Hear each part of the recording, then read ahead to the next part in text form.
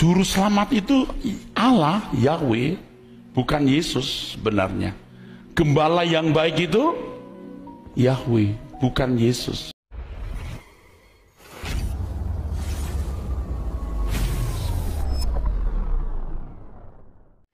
Shalom sahabat khotbah populer. Yesus yang populer harus dikhotbahkan.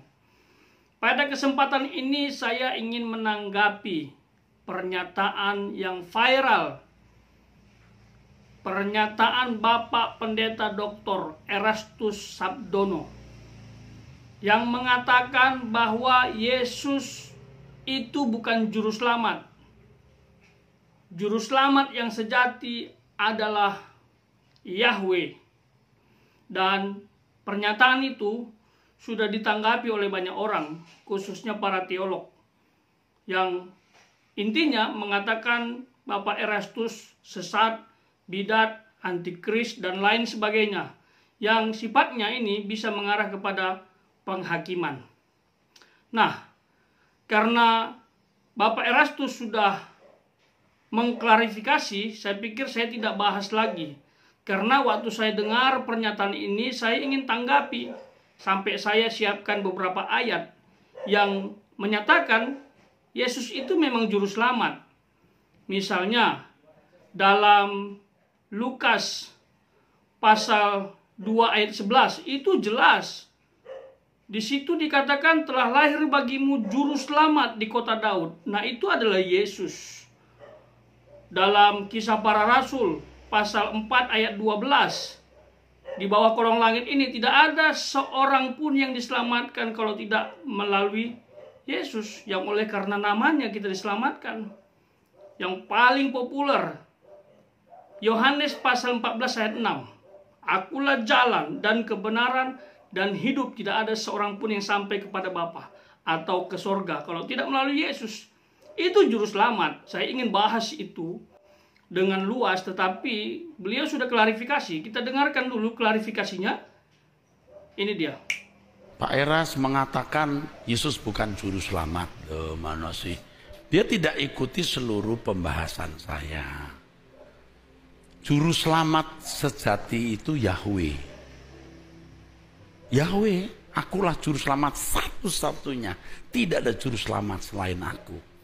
Kalau saudara melihat Injil Matius, waktu Maria memuji-muji Tuhan karena punya anak, dia memuji Allah, juru selamatku. Bukan Yesus anaknya, Allah. Jadi Yesus bukan juru selamat, Pak.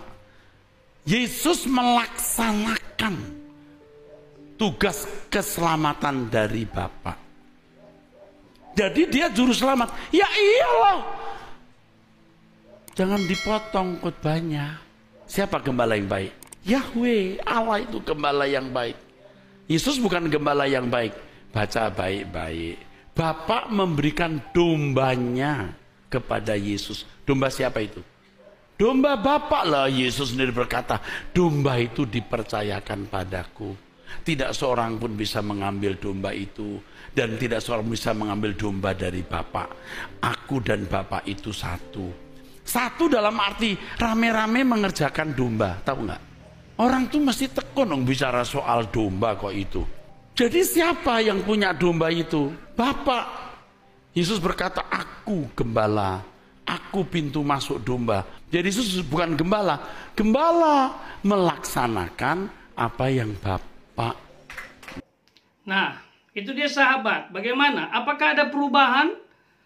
Pernyataan yang pertama dengan pernyataan berikutnya. Yang pertama jelas, beliau mengatakan bahwa Yesus bukan juru selamat. Juru selamat itu Yahweh. Tapi diklarifikasi beliau tetap bahwa Yahweh itu juru selamat sejati. Tapi Yesus pun sebenarnya juru selamat. Iya, beliau mengakui. Dan gembala yang sebenarnya adalah Yahweh yang memberikan domba kepada Yesus. Dan artinya Yesus juga sebenarnya adalah gembala. Satu sisi dia domba Allah, satu sisi dia juga gembala. Mengerjakan pekerjaan Yahweh untuk mengembalakan dombanya Yahweh, begitu. Itu yang beliau sampaikan, sehingga ya sedikit terang sih apa maksud beliau di pernyataan pertama. Jadi tidak serta-merta bahwa Yesus itu bukan juru selamat. Tapi yang ingin saya tanggapi pada kesempatan ini bukanlah mengenai ungkapan yang pertama. Karena beliau sudah klarifikasi, saya anggap sudah terang, jelas. Yang intinya Yahweh juru selamat, Yesus juru selamat. Yahweh gembala, Yesus pun gembala. Seperti itu.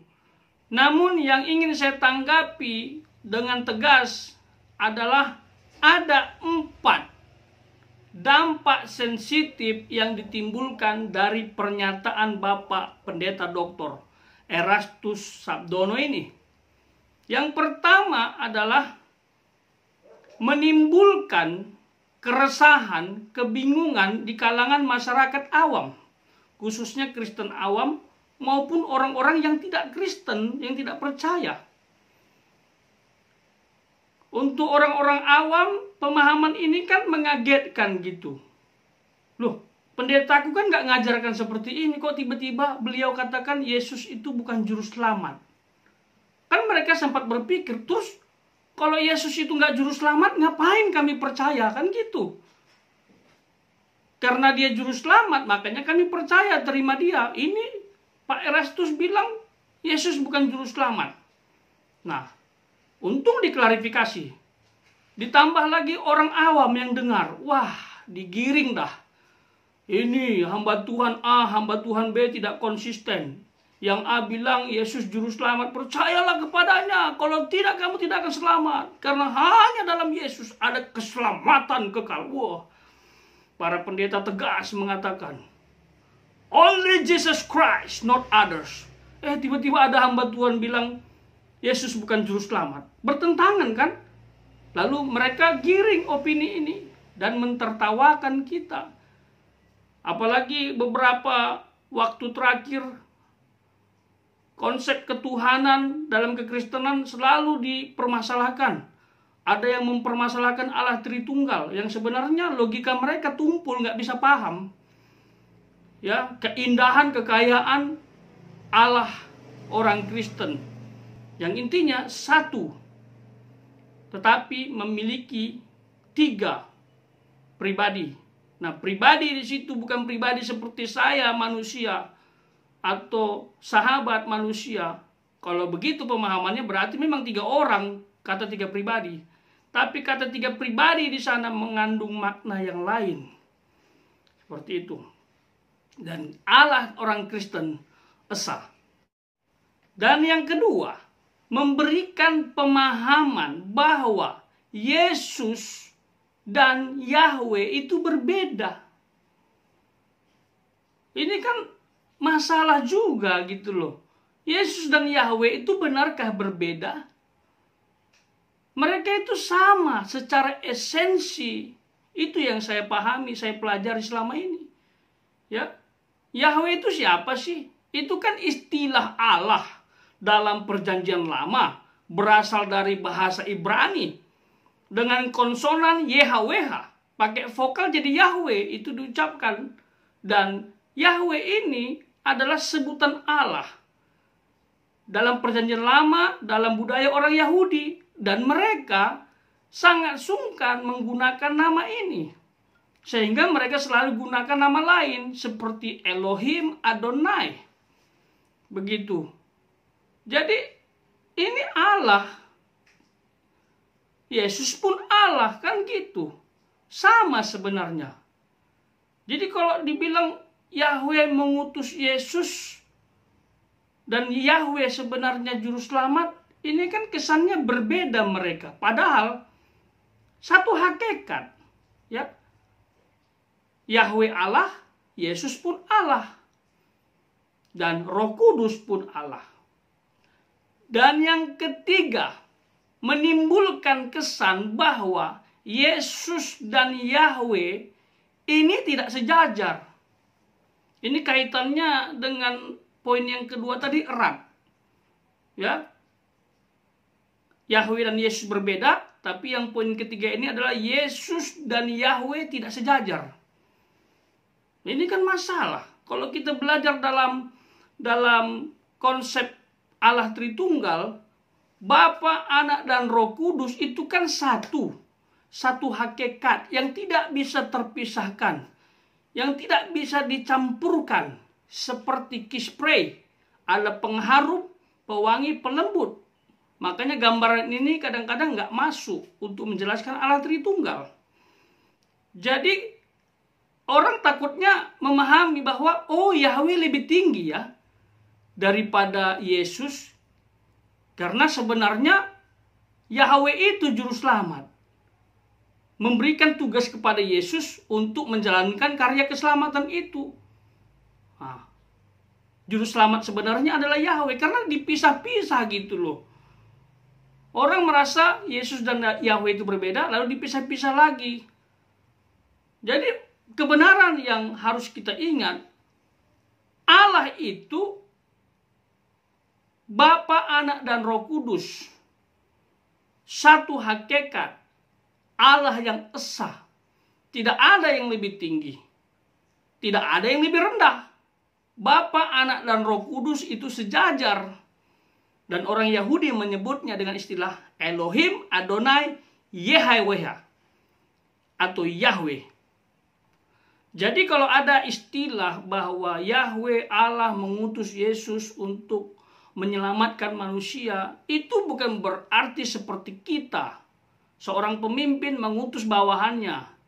Ya, kalau menurut saya ini pemahaman yang paling mendekati bahkan benar. Ya, Allah mengutus dirinya sendiri. Inkarnasi mengambil rupa manusia untuk mati di salib, menebus dosa, yang percaya kepadanya diselamatkan. Begitu. Jangan nanti kesannya ini berbeda. Yesus tegas sekali lagi mengatakan, aku dan Bapa satu. Barang siapa sudah melihat aku, dia sudah melihat Bapa. Kan begitu. Yang keempat, mengaburkan makna karya keselamatan yang dikerjakan Yesus di atas kayu salib. Kita harus akui, ini adalah sejarah fakta yang pernah terjadi dan spektakuler. Bagi saya tidak ada peristiwa yang spektakuler selain ini. Karena karyanya, jutaan bahkan miliaran manusia diselamatkan. Kita harus meninggikan, mengagungkan, membesarkan, mengkhotbahkan, memberitakan, menyampaikan berita Yesus mati di salib untuk menebus dosa manusia. Dan apabila sahabat percaya, akan diselamatkan. Itu. Jadi kalau orang dengar istilah Yesus bukan juru selamat, wah, kabur makna ini. Jadi kita harus mantap begitu loh tentang Yesus juru selamat. Sekalipun maknanya sama yang dimaksud oleh Pak Erastus setelah diklarifikasi ya. Tapi kan penyampaian pertama sudah bikin rusuh gitu loh. Sudah menimbulkan polemik. Jadi kalau bicara tentang juru selamat, Yahweh juru selamat, Yesus juru selamat, Roh Kudus pun juru selamat. Iya, Roh Kudus pun juru selamat, karena Roh Kudus pun Allah. Ada 6 peran Roh Kudus dalam karya keselamatan. Kalau Roh Kudus nggak bekerja, nggak ada orang diselamatkan. Apa itu? Yang pertama, meyakinkan orang bahwa Yesus itu Tuhan. Makanya orang bisa insyaf, bertobat. Itu karena Roh Kudus meyakinkan. Yang kedua, Roh Kudus itu melahirkan kembali. Dilahirkan kembali secara rohani. Lalu Roh Kudus mendiami. Makanya orang percaya ada Roh Kudus di sini. Didiami. Lalu yang keempat, Roh Kudus memeteraikan sebagai hak kepunyaan Allah. Makanya orang yang sudah menjadi hak milik Tuhan itu sah. Meterai. Badan hukumnya legal di mata Tuhan. Makanya Tuhan bilang, alam maut tidak dapat mengambil kita, merenggut kita. Karena sudah jadi milik Tuhan. Lalu yang kelima, memenuhi. Makanya ada orang kepenuhan dalam Tuhan kan itu karena Roh Kudus. Lalu yang terakhir keenam, membaptiskan secara roh. Itu 6. Jadi Roh Kudus pun juru selamat. Jadi jangan dipisah-pisah. Ya. Jadi 4 ini dampak sensitif, ya. Jadi saya juga bersyukur Bapak Pendeta Erastus Sabdono sudah mengklarifikasi. Tapi kita bisa belajar bahwa setiap statement itu dapat menimbulkan pandangan yang sensitif bagi orang lain. Menimbulkan polemik, ya. Kalau saran saya ya, buat siapapun, bukan beliau saja. Saya hormat kepada Bapak Pendeta Erastus Sabdono. Ya, pelayanan beliau itu sudah dahsyat, ya. Sudah senior sekali lah. Jadi saya tidak bermaksud untuk merendahkan. Saya hanya ingin menyampaikan 4 dampak ini yang dapat ditimbulkan. Jadi pelajaran buat kita semua, hati-hati menyampaikan teologi atau doktrin apapun itu. Saya bereaksi karena ini esensi kekristenan atau dasar yang paling penting.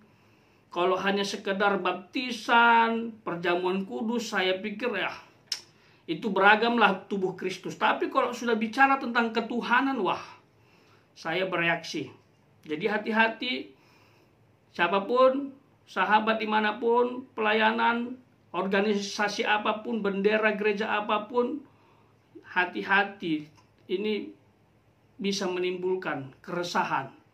Begitu ya, apalagi tentang ketuhanan.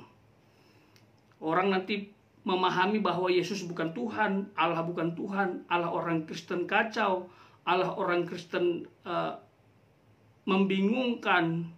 Seperti itu. Karena mereka sudah bingung. Apalagi dengan penyampaian yang sangat dalam, yang bermaksud tinggi. Jadi makin bingung. Tentang Allah jadi manusia aja mereka nggak bisa nangkap ini. Dangkal pemahaman mereka itu. Selalu mengatakan, kok bisa Allah jadi manusia? Allah kan nggak bisa diperanakkan dan tidak memperanakkan. Muter-muter di situ pemahaman mereka. Jadi dengan statement yang ada membingungkan begitu, ya pasti makin kacau, gitu ya. Saya tegaskan lagi, ya, bahwa Yesus juru selamat sejati.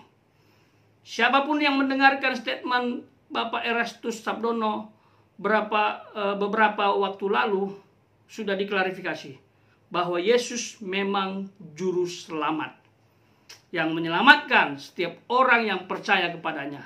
Dan keselamatan itu pasti tinggal bersama Tuhan setelah menghembuskan napas terakhir, yaitu di sorga mulia. Bagaimana dengan sahabat? Apakah mau tinggal bersama Tuhan di sorga? Bagaimana dengan keselamatan sahabat saat ini?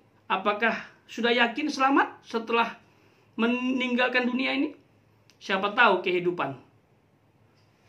Oleh sebab itu, jangan pilih keyakinan yang tidak pasti, apalagi membuat sahabat bingung. Tuhan Yesus memberkati.